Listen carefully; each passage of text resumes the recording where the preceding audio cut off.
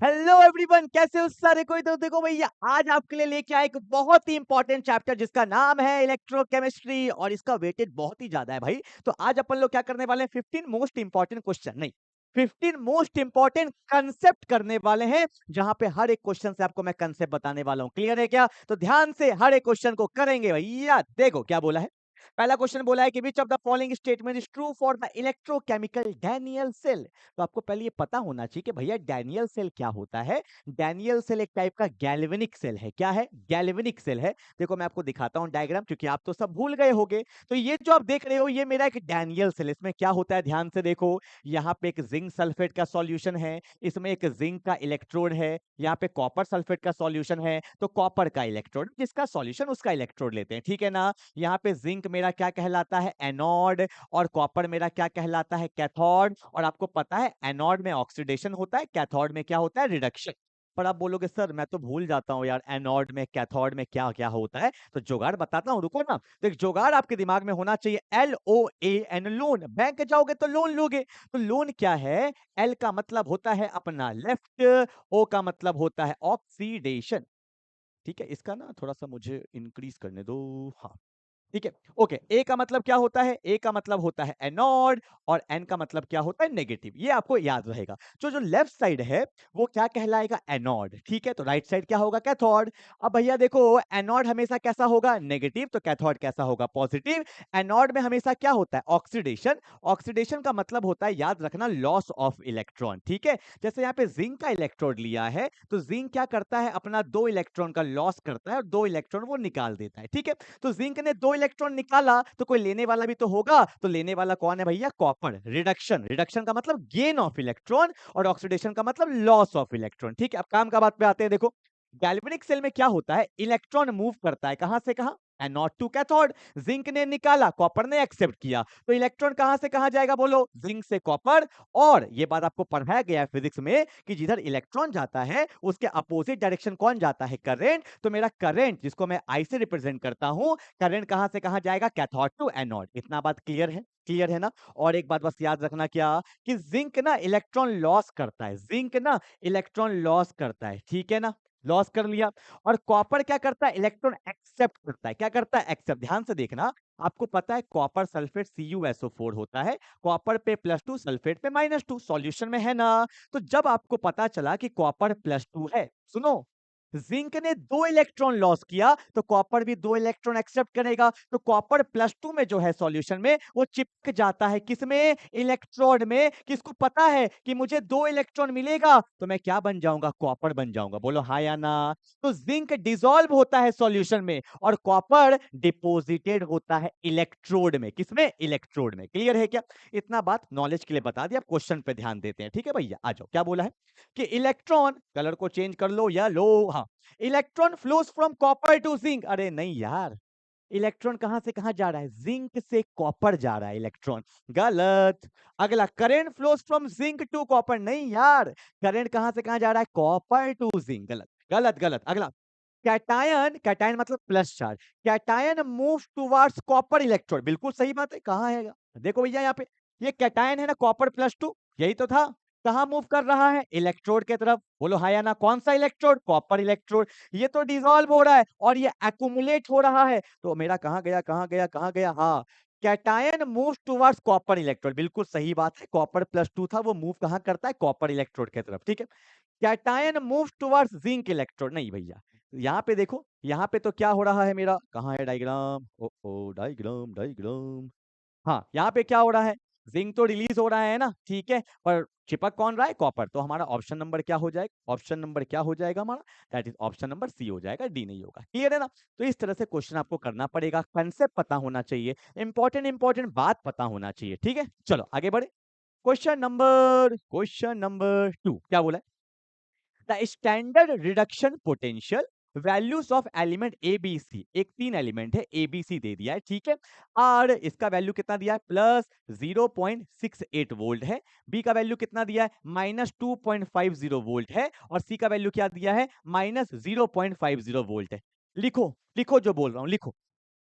जिसका क्या बोला है? स्टैंडर्ड रिडक्शन पोटेंशियल, सुनना, जिसका स्टैंडर्ड रिडक्शन पोटेंशियल, जिसका स्टैंडर्ड रिडक्शन पोटेंशियल का वैल्यू ज्यादा नेगेटिव में होगा, वो सबसे ज्यादा रिड्यूसिंग पावर शो करेगा। मतलब क्या लिखवाऊंगा? मोर द नेगेटिव वैल्यू, क्या बोला, फिर से बोलना एक बार, more the negative value of the, more the negative value of the reduction potential, more the negative value of the reduction potential, more will be the reducing power, more will be the reducing power। जितना ज्यादा negative value होगा उतना ज्यादा reducing power होगा। तो answer क्या होगा? B. Answer क्या होगा? बी। बी के बाद क्या होगा? सी, और सी के बाद क्या होगा? ए। प्लस के तरफ जाओगे रिड्यूसिंग पावर कम होगा, माइनस के तरफ जाओगे रिड्यूसिंग पावर बढ़ेगा। बी सी ए, कहां है? बी सी ए। क्लियर है क्या? ऐसा सेम क्वेश्चन मैंने एक एनसीईआरटी का भी लिया है। देखो भैया, पीपीटी जो बनाया है ना, आपके लिए बनाया है। एक क्वेश्चन बोर्ड का रिलेट करेंगे एमसीईआरटी से। ये देखो एक्सरसाइज का क्वेश्चन है, बोला है arrange this metal in increasing order of their reducing power. बोला है ना, ध्यान से देखो कौन कौन एलिमेंट है। पोटेशियम का वैल्यू दिया हुआ है 2.93, माइनस में है। यहाँ पे सिल्वर का दिया है, Hg का दिया है, Mg का दिया है, क्रोमियम का दिया है। बोला है इंक्रीजिंग ऑर्डर, पहले मैं डिक्रीजिंग में करके दिखाता हूं, मेरे को सही लगता है। तो सबसे ज्यादा नेगेटिव वैल्यू किसका है? पोटेशियम का। तो सबसे ज्यादा होगा पोटेशियम का reducing power. More the negative value, more will be reducing power. Potassium के बाद कौन है? मैग्नीशियम। मैग्नीशियम ले लिया, ओके। ये वाला मेरा हो गया, ये हो गया। उसके बाद कौन है? क्रोमियम। क्रोमियम है उसके बाद, ठीक है। उसके बाद प्लस, प्लस कम वाला, ठीक है, कौन सा वाला? Hg। उसके बाद कौन सा वाला? Ag। And that's my final answer, ठीक है ना। ये डिक्रीजिंग में है, इंक्रीजिंग में उल्टा कर देंगे। Ag से ज्यादा Hg, Hg से ज्यादा Cr, Cr से ज्यादा Mg, Mg से ज्यादा K। ये इंक्रीजिंग ऑर्डर हो गया। ये सब लिखो। मोर the negative value of the reduction potential, more will be the reducing power. ठीक है, चलो आगे बढ़ते फटाफट। क्वेश्चन नंबर 3 में क्या बोला है? Calculate the delta G not. Delta G not क्या है? स्टैंडर्ड गिव्स फ्री एनर्जी, ठीक है। एंड लॉग केसी आपको निकालना है। कैसे निकालेंगे? फॉर्मूला वाला क्वेश्चन है, आपको पता होगा कि डेल्टा जी नॉट जो मेरा होता है वो होता है minus n F E not cell. ये अपने को पता होना चाहिए, ठीक है। एन क्या है? Numbers of electron transferred. आई देखते हैं, रिएक्शन दिया हुआ है। निकल किस में चला गया? Ni+2 में। तो कितना इलेक्ट्रॉन का लॉस हुआ? 2। तो एन का वैल्यू क्या होगा? 2, ठीक है। Delta G naught is equal to क्या होगा? माइनस एन का वैल्यू 2 है। फैराडे, फैराडे का वैल्यू होता है 96, गलत दिया हुआ है। फैराडे का वैल्यू होता है 96500। कूलम पर मोल इनवर्स होता है, ये वैल्यू होता है। तो मैं मैग्नीट्यूड रख देता हूं 96500, ठीक है ना, कोई दिक्कत तो नहीं है। ई नॉट शेल का वैल्यू कितना दिया हुआ है? ई नॉट शेल का वैल्यू कितना दिया हुआ है? 1.05 दिया हुआ है, ठीक है। अब इसको आप सॉल्व करोगे तो आपका फाइनल आंसर आ जाएगा। जो एनर्जी है उसका यूनिट होता है जूल पर मोल, ठीक है। अब देखो पॉइंट हटेगा तो 2 जीरो आएगा, 1 2 1 2, ठीक है। इसको मल्टीप्लाई कर लेना, जो आंसर आएगा वो आपका क्या होगा? Final answer. इतना तो आप कर ही सकते हो, ठीक है। चलो ओके, अगला क्वेश्चन क्या दिया है? इसी में एक और दिया, लॉग केसी। सुनो, लॉग केसी, केसी क्या होता है? Equilibrium constant. क्या होता है? Equilibrium constant. तो कैसे निकालते हैं? पहले तो आपको पता होना चाहिए कि जब अगर रिएक्शन इक्विलिब्रियम में है, इक्विलिब्रियम में ई सेल का वैल्यू क्या होता है? 0 होता है। ये बात आपको पता है कि नहीं पता है? पहले बता दो। इक्विलिब्रियम पे ई सेल का वैल्यू क्या होता है? 0, ठीक है। और हमने नस्ट इक्वेशन पढ़ा था। नस्ट इक्वेशन क्या बोलता है? नस्ट इक्वेशन बोलता है E cell is equal to E not cell minus 0.059 by N. N क्या होता है? Numbers of electron transfer. और यहाँ पे क्या होगा? Log KC. बोलो हाँ या ना, होगा कि नहीं होगा? क्योंकि हम लोग इक्विलिब्रियम का बात कर रहे हैं। किसका बात कर रहे हैं? इक्विलिब्रियम का बात कर रहे हैं। और एक चीज, फॉर्मूला रटेंगे नहीं, ध्यान दो। आपको पता है ई सेल का वैल्यू क्या हो जाएगा? 0 हो जाएगा। ये सारे वैल्यू को इधर ले आओ। E not cell is equal to 0.059 by N. N क्या है? Numbers of electron transfer. कितना है? 2। और यहाँ पे क्या आ जाएगा? लॉग के सी, ठीक है ना। अब ई नॉट सेल का वैल्यू कितना दिया है? तो 1.05 इज इक्वल टू 0.059 बाई 2। और यहाँ पे क्या होगा? लॉग के सी। अब इसको ऊपर भेज दो तो लॉग के सी का मेरा फाइनल आंसर क्या आएगा? 1.05 इंटू 2 डिवाइडेड बाय 0.059। इसको आप सॉल्व कर लेंगे तो जो वैल्यू आएगा आपका फाइनल आंसर आएगा, ठीक है। तो फॉर्मूला पता होना चाहिए। मैंने कहा लॉग केसी, केसी मतलब इक्विलिब्रियम कांस्टेंट, मतलब रिएक्शन इक्विलिब्रियम में है। अगर इक्विलिब्रियम में है तो ई सेल का वैल्यू क्या होगा? 0। मैंने नस्ट इक्वेशन लिखा, ई सेल का वैल्यू 0 लगाया, इक्वेशन को सॉल्व किया, आ गया। फॉर्मूला रटना क्यों है भाई? नस्ट इक्वेशन से ही पूरा लगाएंगे ना। ठीक है। अब बोलोगे सर आपको पता कैसे चला रिएक्शन इक्विलिब्रियम में है? अरे जब Kc दिया है, इक्विलिब्रियम कांस्टेंट दिया है, तो मतलब रिएक्शन इक्विलिब्रियम में है और इक्विलिब्रियम में ई सेल का वैल्यू क्या होता है? 0 होता है। ठीक है, रिलेट किया करो। चलो ओके, ठीक है, ये सब वैल्यू निकाल लेना, बता रहा हूँ, मेरे भरोसे रहोगे तो फिर दिक्कत होगा। ठीक है, अगला क्वेश्चन सब्जेक्टिव में आता है कि write the difference between galvanic cell and the electrolytic cell. Exam का फेवरेट क्वेश्चन है, आता ही आता है। लिखेंगे कैसे? देखो, पहला पॉइंट, गैल्वेनिक सेल का काम क्या है? गैल्वेनिक सेल क्या है? बता दो ना क्या है? एक डिवाइस है जो क्या करता है? केमिकल एनर्जी को कन्वर्ट कर देता है। किसमें? बोलो किसमें? केमिकल को किसमें करता है? Electrical energy. तो क्या लिखेंगे? It is a device, it is a device, साथ साथ लिखोगे तभी तो होगा। It is a device that converts किसमें किसमें? बोलो, chemical energy, chemical energy to to electrical energy. Chemical energy को किसमें चेंज कर देता है? इलेक्ट्रिकल एनर्जी में चेंज कर देता है। ठीक है भैया, अब मैं यहां थोड़ी लिखूंगा, यहां तो आप लिखोगे, तो ये कौन सा डिवाइस होगा? इसका उल्टा, it is a device that converts electrical energy to chemical energy. यहां पे अपने लोग क्या लिखेंगे? बोलो ना, electrical energy, electrical energy to chemical energy, electrical energy to chemical energy. ठीक है, लिख दिया। कोई कुछ दिक्कत है क्या? नहीं ना? चलो भाई आगे बढ़े। दूसरा पॉइंट, दूसरा पॉइंट, गैल्वेनिक सेल जो हमने अभी देखा था ना डैनियल सेल, वहां पे क्या हुआ था? अब देखो भैया, थोड़ा सा आप लिखोगे अपने से बना के, in this electron transfer from, कहां से कहां? बोलो जल्दी से, in this electron transfer from, लिख लोगे ना, in this electron transfer from, कहां से कहां? बोलो ना, एनोड, एनोड, यहां पे लिख लेना zinc electrode, anode to cathode, cathode क्या हो जाएगा मेरा? कॉपर। ठीक है ना? इसमें इलेक्ट्रॉन कहां से कहां जाता है? Anode to cathode. और तीसरा पॉइंट इसी में बोलो, और करंट कहां से कहां जाता है? करंट कहां से कहां जाता है? उल्टा, कहां से कहां? बोलो, cathode to anode, cathode to anode. ठीक है, यहां पे आप उसका उल्टा लिख दोगे। इसमें इलेक्ट्रॉन कहां से कहां जाएगा? इसमें जाएगा कैथोड टू एनोड, और करंट कहां से कहां जाएगा? एनोड टू कैथोड, जस्ट इसका उल्टा। ठीक है, 3 पॉइंट हो गया। चौथा पॉइंट भी लिख दूं क्या? चौथा पॉइंट, यहां पे इसका शॉर्ट ट्रिक बताया था, लोन। बोलो ना हाँ या ना? मतलब आप यहां पे लिखोगे चौथा पॉइंट में, in this anode is at negative terminal, in this anode is at negative terminal and cathode is at positive terminal. ठीक है, एनोड होता है नेगेटिव, कैथोड होता है पॉजिटिव, पर इसमें उल्टा, इसमें उल्टा, in this anode is at positive terminal and cathode is at negative terminal. जो ये बोलेगा उसका उल्टा बोलेगा। क्लियर है ना? कितना पॉइंट हो गया? 4 पॉइंट। पांचवा पॉइंट एक और बोल देता हूं, इसमें ना स्पॉन्टेनियस रिएक्शन टेक्स प्लेस करता है। कौन सा रिएक्शन? बोलो तो, स्पॉन्टेनियस रिएक्शन टेक्स प्लेस। अब बोलोगे सर हमें तो स्पॉन्टेनियस पता नहीं क्या होता है। स्पॉन्टेनियस का मतलब होता है जब डेल्टा जी का वैल्यू लेस देन 0 होगा। अब बोलोगे सर हमें तो डेल्टा जी भी नहीं पता, तो डेल्टा जी का मतलब होता है गिव्स फ्री एनर्जी। क्या बोला? Gives free energy.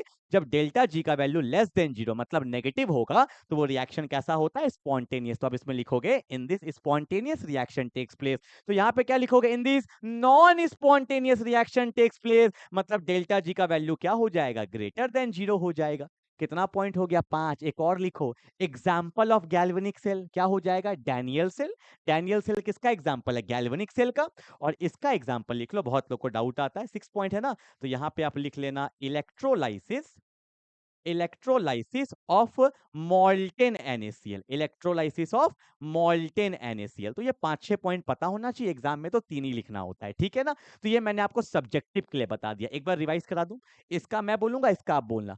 गैल्वेनिक में क्या था? In this device chemical energy is converted to electrical energy, वहां पे उल्टा। ठीक है, यहाँ पे इलेक्ट्रॉन कहां से कहां जाएगा? Anode to cathode. करंट कहां से कहां जाएगा? कैथोड टू एनोड, यहाँ पे उसका उल्टा। ठीक है ना? यहाँ पे क्या है मेरा? Anode is at negative, cathode is at positive, यहाँ पे उसका उल्टा। यहाँ पे स्पॉन्टेनियस, यहाँ पे नॉन स्पॉन्टेनियस। यहाँ पे मेरा क्या है एग्जाम्पल? Daniel cell. और यहाँ पे क्या है? Electrolysis of molten NaCl। ठीक है, ये बहुत इंपॉर्टेंट क्वेश्चन है। चलो भाई आगे बढ़ते हैं फटाफट से। अगला क्वेश्चन क्या बोला है कि write the Nernst equation of the following cell reaction CBSE 2022। Okay, Nernst equation लिख के दिखाओ। नस्ट इक्वेशन क्या होता है? ई सेल, ठीक है, इज इक्वल टू क्या होगा, E not cell minus 0.059 by N. कितना इलेक्ट्रॉन का ट्रांसफर्ड हुआ है, जिंक से Zn+2 2 इलेक्ट्रॉन का ट्रांसफर्ड हुआ है, बोलो हाँ या ना। और यहाँ पे क्या लेते हैं, log final concentration by initial concentration. Solid को नहीं लेते हैं, फाइनल कंसंट्रेशन जो एक्वस फॉर्म में है। तो फाइनल कंसंट्रेशन में कौन है, Zn+2। ठीक है, सॉलिड का थोड़ी कोई कंसंट्रेशन होगा, बाय इनिशियल कंसंट्रेशन, मतलब ऐसा बोलते हैं product side by reactant side. ठीक है, तो यहाँ पे क्या होगा, Cu+2। ठीक है, वो मैंने गलत बोल दिया, final concentration by initial concentration. Basically हम लोग क्या लेते हैं, प्रोडक्ट साइड वाला concentration divided by reactant side वाला कंसंट्रेशन। ठीक है, तो Zn+2 डिवाइडेड बाय Copper+2 जो एक्वस फॉर्म में होता है, ये क्या है मेरा नस्ट इक्वेशन। ठीक है ना, चलो कोई दिक्कत है क्या, ऐसे अपने लोग निकालते हैं। तो यहाँ पे क्वेश्चन दिया हुआ है कि how will E cell be affected when the concentration of Copper+2 is increase. सुनो, क्या अच्छा क्वेश्चन बनाने का कोशिश किया था, पर क्वेश्चन बन नहीं पाया। अच्छा क्या है, बोला है how will E cell be affected, E cell में क्या अफेक्ट होगा जब हमने Cu+2 को इंक्रीज किया। सुनो ध्यान से सुनो, Cu+2 को इंक्रीज किए, डिनोमिनेटर का वैल्यू बढ़ा, डिनोमिनेटर का वैल्यू बढ़ा, तो ये वाला वैल्यू ओवरऑल क्या कर गया, डिक्रीज कर गया। सुनना भैया मैं क्या बोल रहा हूं, डिनोमिनेटर 1/2 1/3, ऑब्वियस सी बात है, डिनोमिनेटर बढ़ाओगे तो एक्चुअल वैल्यू घटेगा। ठीक है, डिनोमिनेटर बढ़ाए तो एक्चुअल वैल्यू क्या हो गया, डिक्रीज, तो लॉग का भी वैल्यू क्या होगा, डिक्रीज। अगर ये वैल्यू कम है तो इससे इसको मल्टीप्लाई करेंगे तो ओवरऑल वैल्यू भी क्या हो जाएगा, कम हो जाएगा। देखो ये वैल्यू अपना जो है, ये वैल्यू कम होते जा रहा है, तो ऑब्वियस सी बात है माइनस कम होगा, तो मतलब इस दोनों का जो एक्चुअल वैल्यू आएगा वो पहले से क्या हो जाएगा, इंक्रीज कर जाएगा। बोलो हाँ या ना, करेगा कि नहीं। मान लो यहाँ पे 10 है और सामने वाला वैल्यू 2 आया, तो 10 में से 2 गया, कितना बचा, 8 बचा। बोलो हाँ या ना, क्योंकि ये कम हुआ, एक्चुअल वैल्यू कम हुआ, ये कम हुआ तो ये पूरा वैल्यू कम हुआ, ये ज्यादा ये कम, तो मेरा नेट वैल्यू क्या आएगा, ज्यादा आएगा, मतलब ई सेल का वैल्यू क्या कर जाएगा, इंक्रीज। तो नीचे एक लाइन लिखेंगे, as the concentration of Copper+2 increases, as the value of the Copper+2 increases, then E cell, then E cell will increase, the E cell will be increasing लिख सकते हैं। ठीक है ना, तो E cell का वैल्यू क्या कर जाएगा, इंक्रीज कर जाएगा। ठीक है, अब आ जाओ Zn+2। अब देखो Zn+2 बढ़ेगा तो एक्चुअल वैल्यू बढ़ेगा, ये बढ़ेगा तो ये भी बढ़ेगा, तो माइनस पहले 10 था, अब मान लो 6 हो गया, 10 में से 6 गया तो क्या बचा, 4 बचा। तो अगर आप Zn+2 को बढ़ाओगे तो ई सेल का वैल्यू क्या कर जाएगा, डिक्रीज कर जाएगा। क्या कर जाएगा, डिक्रीज कर जाएगा। ठीक है, तो ये सब लॉजिकल कंसेप्ट है जो आपको दिमाग लगा के क्वेश्चन को सॉल्व करना होता है। ठीक है, इसलिए तो इलेक्ट्रोकेमिस्ट्री का वेटेज बहुत ज्यादा है। ठीक है, चलो आगे बढ़ते हैं। क्या बोला है कि कैलकुलेट द ईएमएफ, ईएमएफ का मतलब वही होता है ई सेल निकालना होता है। ठीक है, यहाँ फिजिक्स में हल्का अलग होता है, पर यहाँ पे हम लोग ई सेल ही बोल देते हैं। ठीक है, calculate the EMF of the cell in the following reaction takes place, E not cell दिया है, चलो निकाल लो। आपको पता है ई सेल क्या होता है, ई सेल होता है E not cell minus 0.059 by N log of product side का कंसंट्रेशन क्या दिया है, Ni+2 दिया है, डिवाइडेड बाय क्या दिया है, बोलते नहीं हो, Ag+ का कंसंट्रेशन दिया है, और यहाँ पे स्टोकेमेट्रिक 2 है, तो स्टोकेमेट्रिक हमेशा कहाँ जाता है, पावर में जाता है। ठीक है ना, चलो सॉल्व करते हैं। ई सेल ही निकालना है ना, तो E cell is equal to क्या होता है, ई नॉट सेल कितना दिया है, 1.05 दिया है, माइनस 0.059, एन का वैल्यू, कितना इलेक्ट्रॉन का ट्रांसफर्ड हुआ है, निकल से निकल +2 2, लॉग ऑफ Ni+2 का कंसंट्रेशन कितना है, 0.160, उसके बाद Ag+ का कंसंट्रेशन कितना है, 0.002 का होल स्क्वायर। ठीक है ना, ध्यान देंगे थोड़ा सा, E cell is equal to 1.05 minus 0.059 by 2, और यहाँ पे क्या है, लॉग 0.160 डिवाइडेड बाय 0.002 इंटू 0.002 होगा ना, स्क्वायर में है, ध्यान देंगे।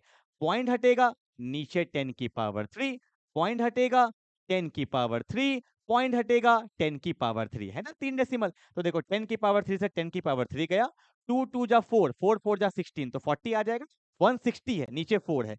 तो अगर मैं इस वाले वैल्यू को ना यहाँ पे पहले ही सॉल्व कर देता हूं, तो यहाँ पे मेरे पास वैल्यू आया लॉग 40 इंटू 10 की पावर 3। क्या मैं इसको ऐसा लिख सकता हूँ, लॉग ऑफ 4 इंटू 10 की पावर 4 लिख सकते हैं ना। और आपको ये पढ़ाया गया है क्या कि log a इंटू बी जो होता है उसको लिख सकते हैं log a plus log b। बोलो लिख सकते हैं ना। log a इंटू बी क्या होता है? log a plus log b। log 4 का वैल्यू दिया हुआ है 0.60 और log ऑफ 10 की पावर 4 है, तो कैसे लिखते थे? आपको ये भी बताया गया है कि log ऑफ a की पावर b को हम लोग लिख सकते हैं b इंटू log a। बोलो हाँ या ना। तो 4 तो आगे आ गया और log 10 का वैल्यू क्या होता है? 1। तो एक्चुअल वैल्यू क्या, ये मल्टीप्लाई में है, ठीक है ना। तो 4 प्लस 4.60, तो एक्चुअल वैल्यू क्या हो गया? 4.60। मतलब ये जो पूरा लॉग देख रहे हो इसको मैंने साइड में सॉल्व कर लिया, इसका एक्चुअल वैल्यू आएगा 4.60। क्लियर है ना। देखो ना 40 इंटू 10 की पावर 3 था, तो 40 इंटू 10 की पावर को लिखो 4 इंटू 10 की पावर 4, इसको सॉल्व कर लिया। तो देखो भैया ई सेल जो मेरा होगा वो क्या होगा? 1.05 माइनस 0.059 बाई 2 इंटू क्या आ गया? 4.60। ठीक है ना।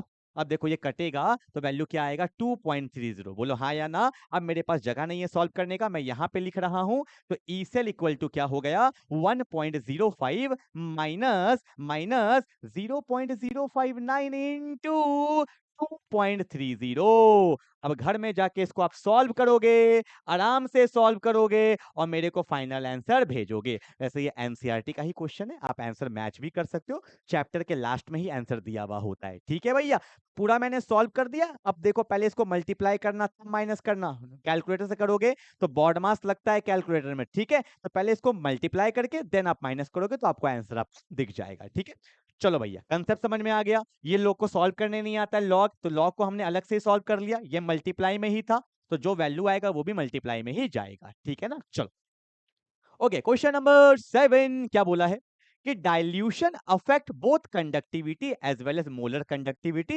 इफेक्ट ऑफ डाइल्यूशन, तो देखो पता है आपको डाइल्यूशन का मतलब क्या होता है? डाइल्यूशन का मतलब हो गया कि सॉल्वेंट को इंक्रीज कर रहे हैं। अब खुद से सोचो यार, ठीक है, ये सब क्वेश्चन ना कुछ बताने लायक नहीं है। अब देखो ये मेरा क्या है? वाटर ही मान लेते हैं, ठीक है ठीक है ठीक है ठीक है। इसमें कुछ आयंस है, मान लेते हैं कुछ आयंस है।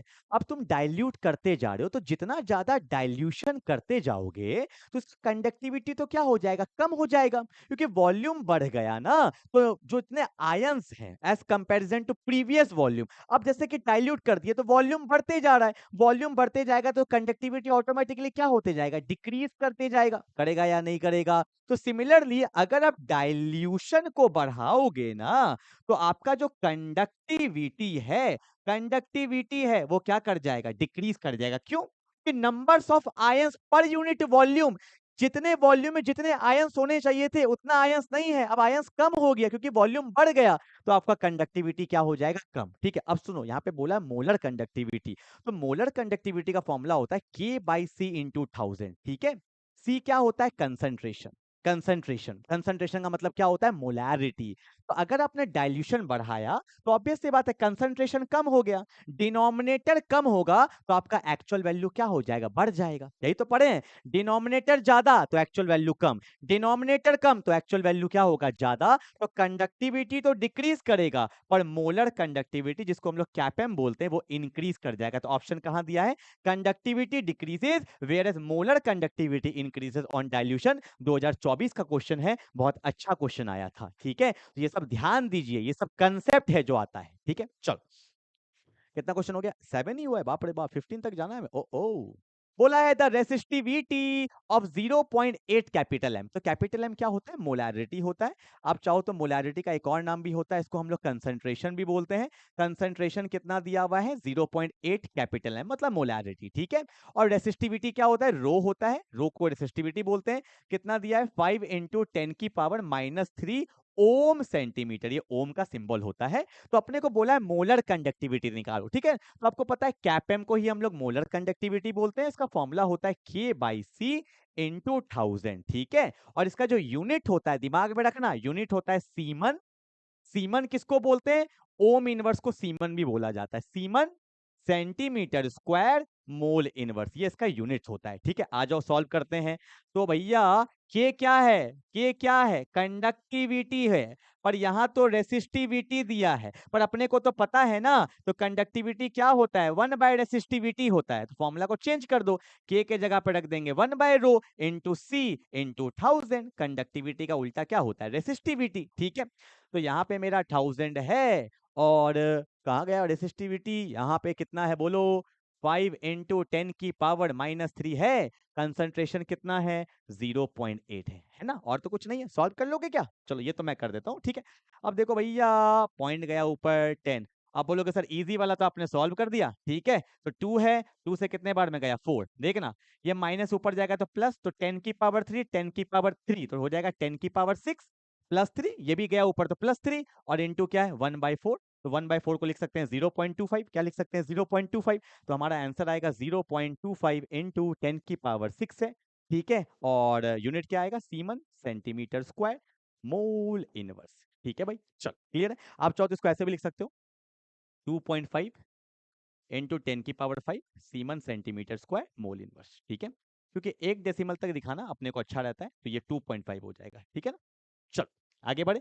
फॉर्मुला पुटिंग क्वेश्चंस आते हैं, कुछ खास नहीं आते इसमें, ठीक है। लोग भागते हैं सर न्यूमेरिकल्स है, न्यूमेरिकल्स है। हाँ न्यूमेरिकल से तो करवा रहा हूं ना मैं आपको, करो ना आराम आराम से, बिल्कुल बनेगा, एकदम बनेगा। क्या बोला है देखो, the electrical resistance of a column, column मतलब एक तरह का वायर समझ लो। The electrical resistance of a column of 0.05 mole per litre. कुछ लोग क्या करते हैं इसी को समझ लेते हैं सर ये रेसिस्टेंस है। अबे भाई देख तो लो, मोल पर लीटर, ये मोलारिटी दिया है। रेसिस्टेंस का यूनिट ओम होता है, जो सब कुछ बोलने के बाद बिल्कुल लास्ट में दिया है। फंसाता है क्वेश्चन, पढ़ा करो।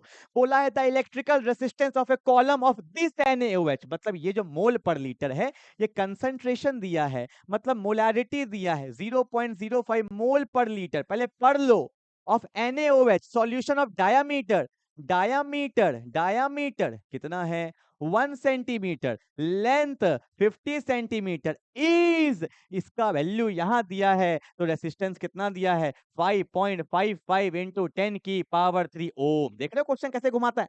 लो सर यही तो रेसिस्टेंस, अबे कहाँ ही का रेसिस्टेंस भाई, ये मोल पर लीटर है, मोलारिटी है, ठीक है। और निकालना क्या है कंडक्टिविटी, ओ कैपा क्या होता है 1/ρ, 1 रेसिस्टिविटी। और रेसिस्टिविटी मैंने पढ़ाया था R इंटू A/L, याद है रेसिस्टेंस में पढ़ाया था। रेसिस्टिविटी क्या होता है R इंटू A/L, और हमें निकालना क्या है कंडक्टिविटी, तो K इक्वल टू क्या होगा 1/ρ। रो क्या है, रो क्या है बोलो ना, रो क्या है, रो है R into A into L। तो हम निकालेंगे कंडक्टिविटी क्या होगा length bye resistance into area, ठीक है। निकाल लो निकाल लो निकाल लो। लेंथ कितना दिया है मेरा 50 सेंटीमीटर है, ठीक है, सेंटीमीटर में रहने देते हैं, वही यूनिट आ जाएगा। रेसिस्टेंस कितना दिया है, रेसिस्टेंस दिया है 5.55 इंटू 10 की power 3 ohm into area, area area wire का एरिया कॉलम वाला, तो क्या लेंगे पाई आर स्क्वायर।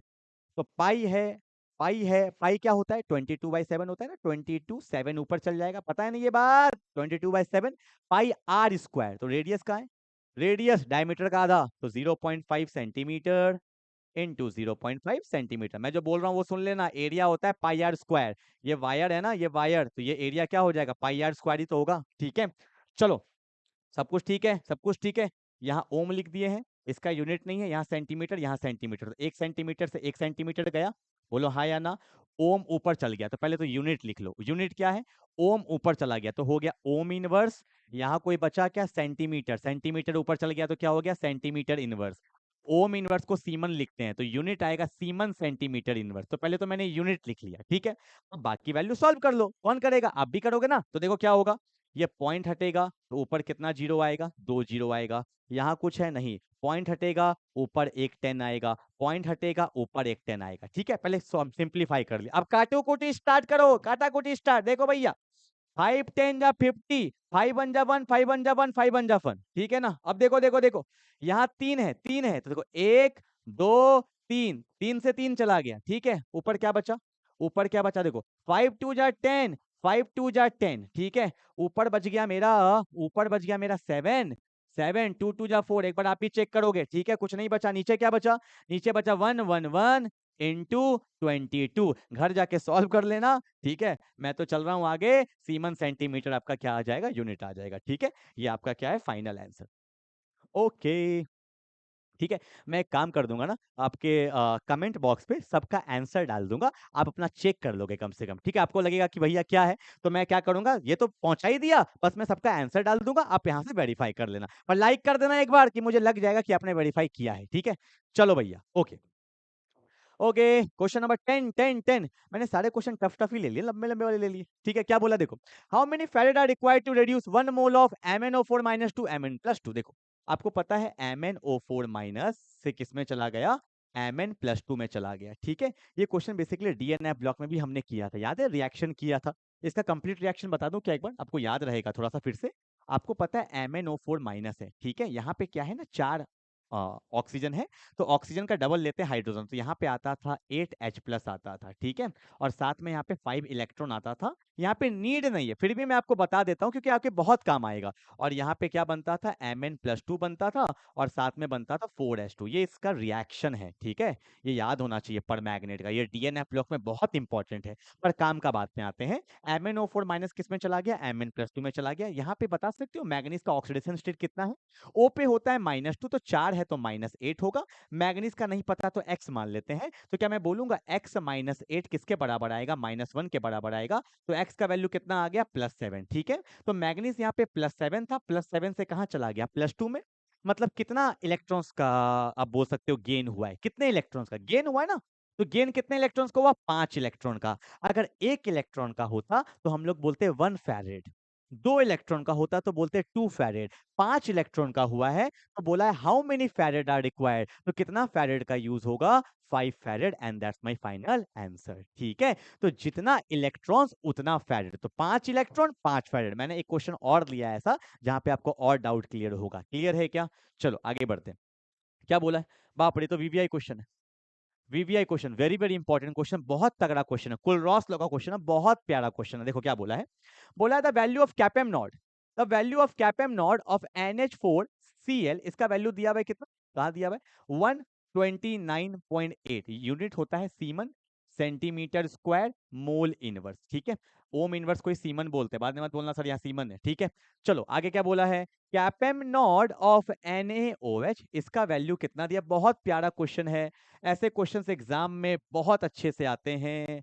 NaCl कितना दिया है भैया, अपना है 126.4। ठीक है, निकालने क्या बोला है, कैपेम नॉट ऑफ NH4OH। एक बार मैं सिखाऊंगा, सीख लोगे क्या, एक बार मैं सिखाऊंगा सीख लोगे क्या, जल्दी से देखो भैया क्या होने वाला, फटाफट से दिखाता हूँ। ये तीनों का डेटा यूज करके मुझे ये निकालना है। अगर आपने कुलरॉस लॉ पढ़ा है तो वहां पे बताया गया था कि मुझे लिमिटिंग मोलर कंडक्टिविटी, कैपेम नॉट क्या होता है, लिमिटिंग मोलर कंडक्टिविटी, कैपेम होता है मोलर कंडक्टिविटी, पर कैपेम नॉट क्या होता है, लिमिटिंग मोलर कंडक्टिविटी। तो कैपेम नॉट अगर मुझे इसका निकालना है तो बेसिकली ये क्या होगा, ये क्या होगा, lambda not of NH4 plus lambda not of OH minus, यही तो है। दोनों को इंडिविजुअल आयंस में तोड़ दिए तो मुझे ये वैल्यू चाहिए, पर ये वैल्यू तो है नहीं मेरे पास, तो क्या करें, क्वेश्चन को छोड़ दे, नहीं ना। अरे ये 3 वैल्यू का यूज करके हमें ये निकालना है, यही मजा है इस क्वेश्चन का जो एक बार में सिखाऊंगा। सुनना क्या बोल रहा हूं, ध्यान देना।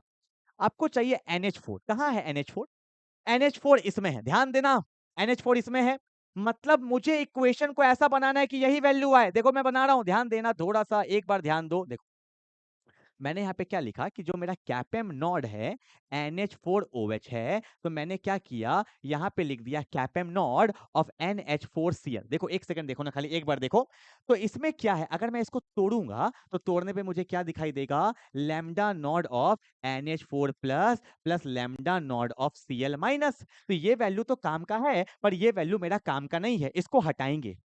कैसे हटाएंगे, ढूंढो Cl किस में है, Cl किस में है, ये तो हमने यूज कर लिया ना, ये तो हमने यूज कर लिया। अब Cl किस में है, मेरे को दिखा Cl यहाँ पे है, Na में Cl है, बोलो हाँ या ना। तो मैं अब क्या करूंगा, मुझे Cl हटाना है, ये प्लस में है, यहाँ पे Cl है, तो इसको माइनस में लो। मैंने यहाँ पे लिखा माइनस कैपेम नॉड ऑफ NaCl। ऐसा क्यों किया, देखो ना बता रहा हूं, क्योंकि जब ये टूटेगा, जब ये टूटेगा, कौन टूटेगा, जब ये टूटेगा तो यहाँ पे क्या होगा, lambda nought of Na plus होगा, एंड लैम्डा नॉड ऑफ क्या होगा, Cl माइनस, पर आगे साइन माइनस है तो यहाँ भी माइनस होगा और यहाँ भी क्या होगा, माइनस। पर जब ऐड करेंगे तो plus lambda not Cl minus lambda naught Cl, cut गया, कट गया। अब देखो NH4 प्लस है minus lambda not of Na plus, ये भी मुझे नहीं चाहिए। मतलब अब हमें कोई ऐसा वैल्यू लेना है जिसमें Na हो और ये माइनस में होगा, तो वो किस में होगा, प्लस में। किस में है Na, ऑब्वियस सी बात है, जब हमने NaCl को यूज कर ही लिया, इसको यूज कर ही लिया, तो यही तो बचा है ना। तो मैंने इसको लिया प्लस में, तो क्या लिया प्लस में, kappa m not of NaOH, kappa m not of NaOH। इससे मुझे क्या मिला, इससे मुझे मिला lambda not of Na plus lambda not of OH minus. आ रहा है ना कैमरा में इतना दूर तक? हाँ ठीक है। अब देखो हुआ क्या, देखो NH4 प्लस है, Cl और Cl कट गया, यहाँ minus lambda naught Na plus और यहाँ पे plus lambda not Na plus और प्लस OH है, सब कट के क्या बचा, lambda not of NH4 plus lambda not of OH minus. तो यही दोनों तो हमें चाहिए था, तो सबको हमने ऐसे अरेंज किया कि सब कट गया और एक्चुअल वैल्यू बच गया। तो ये जो इक्वेशन आया वो किसके बराबर आया, इसका प्लस, इसका माइनस, इसका प्लस। तो अगर मैं सॉल्व करूंगा, कहाँ है NH4Cl, कहाँ है, तो आंसर आएगा 129.8, ठीक है, माइनस NaCl, NaCl कितना है 126.4 प्लस कैपम नॉट ऑफ NaOH कितना है 248.1। इसको आप सॉल्व कर लोगे तो जो आपका आंसर आएगा वो आपका फाइनल आंसर है। ये ट्रिकी क्वेश्चन बहुत आता है एग्जाम में, मतलब इस तीनों का यूज करके हमें इसका वैल्यू चाहिए। तो NH4 था, इसमें था तो इसको प्लस में लिए, Cl था हटाना था तो Cl जिसमें होगा उसको माइनस में लेंगे, तो ये प्लस फिर ये माइनस फिर ये प्लस, सब कट जाएगा तो जो हमारे पास है वो हमारा क्या आएगा, फाइनल आंसर। ठीक है, ऐसे क्वेश्चन बहुत आते हैं एग्जाम में। ठीक है, ध्यान देना, इलेक्ट्रोकेमिस्ट्री बहुत बढ़िया चैप्टर है। अगला, if a current of 0.5 ampere, current कितना दिया है, करंट दिया है 0.5 ampere, flows through a wire for 2 hour, time दिया है 2 आवर, आवर को मिनट में करेंगे, मिनट को सेकंड में करेंगे, हमेशा सेकंड में रखेंगे। ठीक है, 6 0 36 72 7200 सेकंड। ठीक है भैया, इतना ही होगा ना। ओके, अगला देखो क्या बोला है, बोला है then how many electrons flow through the wire, कितना इलेक्ट्रॉन्स फ्लो करेगा। आपको पता है Q इज इक्वल टू क्या होता है, IT होता है ना। और आपको एक और बात पता है, Q इज इक्वल टू क्या होता है, Ne। तो फ्रॉम 1 and 2 IT जो होगा वो किसके बराबर होगा, Ne के बराबर होगा। तो नंबर्स ऑफ इलेक्ट्रॉन किसके बराबर होगा, I into T by E होगा। करंट कितना दिया है 0.5 एम्पेयर, टाइम को सेकंड में लेते हैं, कितना है 7200, और एक इलेक्ट्रॉन का चार्ज कितना होता है 1.6 इंटू 10⁻⁹। इसको सॉल्व कर लेंगे तो जितना इलेक्ट्रॉन का ट्रांसफर्ड हुआ है वो निकल जाएगा। तो ये फॉर्मूला पता होना चाहिए, Q is equal to IT और Q इज इक्वल टू क्या होता है, Ne होता है। ठीक है, चलो आगे बढ़ते हैं। क्वेश्चन नंबर 13 क्या बोला है, what is the quantity of electricity is required in coulomb to reduce 1 mole of dichromate। Reaction दिया हुआ है, ध्यान से देखो, यही मैं सिखाना चाह रहा था, देखना वही वाला क्वेश्चन है। देखो आपको पता है डाइक्रोमेट, यहाँ पे थोड़ा मिसप्रिंट है, यहाँ पे Cr2O7-2 होता है, और तो कहीं कुछ नहीं है। हाँ देखो, आपको पता है ऑक्सीजन का ऑक्सीडेशन स्टेट क्या होता है -2, तो 7 है तो क्या होगा -14। ठीक है, 2 क्रोमियम है, एक का लेंगे अगर x तो 2 का क्या लेंगे 2x। तो क्या मैं बोल सकता हूँ 2x -14 किसके बराबर आएगा, -2 के बराबर आएगा। तो यहाँ से मेरा x का जाएगा +6, वैल्यू +6, मतलब यहाँ पे 2 क्रोमियम है तो एक क्रोमियम +6 में है, दूसरा भी किस में है +6 में है, क्योंकि ओवरऑल 2 का आएगा +12, एक का +6 और गया किस में +3 में, तो एक गया +3 में और दूसरा भी किस में गया +3 में। अब बताओ कितना इलेक्ट्रॉन का ट्रांसफर हुआ, +6 से +3, यहाँ पे 3 इलेक्ट्रॉन का गेन हुआ, +6 से +3 कितना इलेक्ट्रॉन का गेन हुआ, 3 इलेक्ट्रॉन का, 3 3 6 इलेक्ट्रॉन, एक के लिए 1 फैरेड तो 6 के लिए 6 फैरेड, और एक फैरेड का वैल्यू कितना होता है 96500 कूलम। इसको मल्टीप्लाई कर देंगे तो जो आंसर आएगा वो मेरा फाइनल आंसर आएगा। और फैरेड में ही पूछा है ना किसमें, what is the quantity of in coulomb, तो कूलम में मल्टीप्लाई करना पड़ेगा। ठीक है, क्योंकि 1 फैरेड क्या होता है 96500। ठीक है, बहुत इंपॉर्टेंट क्वेश्चन है ये वाला। ठीक है, चलो आगे बढ़ते हैं। क्वेश्चन नंबर 14 क्या बोला है कि depict the galvanic cell in which the reaction takes place, which of the electrode is negative. आपको पता है कि जिंक किस में गया है Zn+2, loss of electron oxidation, और ऑक्सीडेशन किस में होता है एनोड में। ठीक है, Ag प्लस से Ag गेन ऑफ इलेक्ट्रॉन क्या होता है, रिडक्शन होता है, और रिडक्शन किस में होता है कैथोड में। ठीक है, इतना बात हमें पता है। बोला है विच of the electrode is negatively charge, anode वाला क्या होता है नेगेटिव, बताया था ना लोन LOAN। तो मैं यहाँ पे बोलूंगा कि zinc electrode is negatively charge because it is anode. ठीक है, carrier of the current, current current current कहां से जाता है, आपको पता है करंट कहां से कहां जाता है, कैथोड टू एनोड। बताए थे ना गैल्वेनिक सेल में कहां जाता है, कैथोड टू एनोड। तो कैथोड में बस 2 मिनट, बस 2 मिनट, 2 मिनट। ठीक है, दोस्त लोग आए थे इसीलिए बस 2 मिनट। देखो क्या बोला है कि the carrier of the current, तो आपको पता है कि जिंक का जो मेरा इलेक्ट्रोड है वो क्या है एनोड है, और जो मेरा सिल्वर का इलेक्ट्रोड है वो मेरा क्या है कैथोड है। मैं लिख देता हूं, यहाँ मेरा जिंक है, जिंक मेरा किस में है एनोड है, और मेरा जो सिल्वर है Ag ये मेरा क्या है कैथोड है। और आपको पता है करंट करंट कहां से कहां जाता है, कैथोड टू एनोड जाता है। तो बोलेंगे कैरियर ऑफ द करंट, तो लिखेंगे the current flows from cathode to anode, that is silver electrode to zinc electrode. ठीक है, चलो इंडिविजुअल रिएक्शन कैसे लिखाएंगे?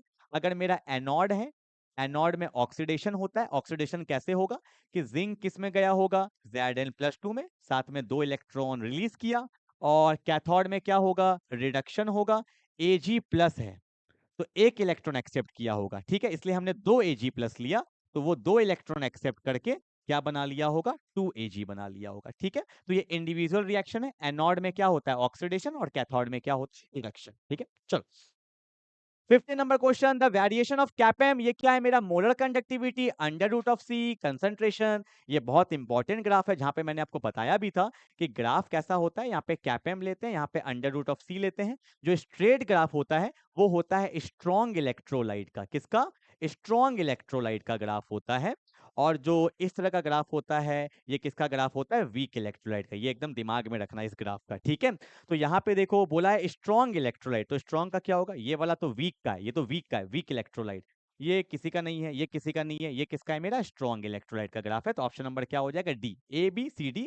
तो हमारा ऑप्शन नंबर क्या हो जाएगा, डी हो जाएगा। ठीक है, ये मैंने पढ़ा रखा है, ये होता है स्ट्रॉन्ग का स्ट्रेट होता है, और ये किसका ग्राफ होता है, वीक का होता है। ठीक है, लेक्चर थोड़ा लंबा हो गया, मैं भी जान रहा हूँ, क्योंकि 15 क्वेश्चन इलेक्ट्रोकेमिस्ट्री का, इट्स वेरी बिग डील, पर कोई बात नहीं, रिवाइज करिए अच्छे से, और 15 क्वेश्चन लेके आऊंगा। एग्जाम का समय आ रहा है, आपको भी मेहनत करना है, मैं भी मेहनत करूंगा। तब तक के लिए बाय बाय।